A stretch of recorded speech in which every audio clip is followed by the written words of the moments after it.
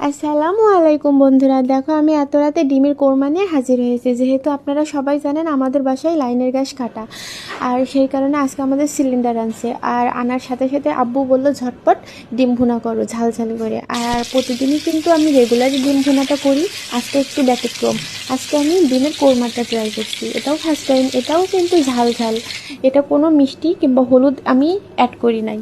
তার পাশাপাশি দেখো আমি এখানে কী কী উপকরণ ব্যবহার করলাম। এখানে আছে ডিম, তো লাগবেই মেন জিনিস। তার পাশাপাশি কিশমিশ, বাদাম, কাঁচামরিচ, মশলা আর পেঁয়াজ। আর দুধ। দুধ তো মানে ডিমের কোরমা কিংবা যে কোনো কোরমায় এটা মানে অপরিহার্য আর কি। তার পাশাপাশি দেখো আমি পেঁয়াজটা বেরেস্তা করে নিলাম এবং পাশে রেখে দিলাম। এবং এর সাথে আমি কিন্তু মনে করো কিছু পেঁয়াজ বেটে নিয়েছি এবং মরিচ, কিশমিশ আর বাদামটাও আমি বেটে নিয়েছি। অনেকেই পাটায় বাটে আর অনেকে ব্লেন্ড করে, যে যার মতো করে নেবেন। পাটায় বেটে করলে এটা বেশি স্বাদ হয়, যেটা আমার কাছে লাগে। এবং মেন রেসিপিতে যেহেতু আমার ডিমের পরিমাণ অনেক কম, পাঁচটা, এই কারণে মশলার পরিমাণও আমার মানে কম। আপনারা যে যেমন মানে ডিমের পরিমাণ নেবেন সেই রকমভাবে মশলার পরিমাণটাও দিয়ে দেবেন।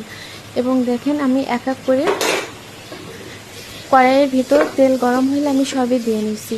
আর এখানে দিলাম, দেখছো বন্ধুরা, পেঁয়াজের পেস্ট করা যেটা, ওটা যখন একদম ভাজা ভাজা করে এসে যাবে তখন বাকি উপকরণগুলো আমি দিয়ে দেবো। আর আদা রসুন, এই যে আদা রসুনটা অ্যাড করার পরে এটা অনেকটা ভেজে নেব, কারণ আদা রসুনের একটা গন্ধ থাকে কাঁচা কাঁচা, যেটা অনেক মানে চলে যাওয়ার পর যখন দেখো একদম তেল তেল হয়ে গেছে তখন আমি এর ভিতরে বাকি যে এই যে বাদাম, কাঁচা মরিচ পেস্ট করেছিল এটা আমি দিয়ে নিলাম। এটাও যখন ভাজা ভাজা হয়ে যাব তখন এর ভিতরে আমি দুধ দিয়ে দিলাম। এবং দুধে যখন বলক আসবে তখন আমি এতে ডিম দিয়ে দেবো। আর ডিম, দেখছো বন্ধুরা কি সুন্দর। আর এটা তো ডিমের কোরমা, এই কারণে আমি হলুদ অ্যাডই করিনি।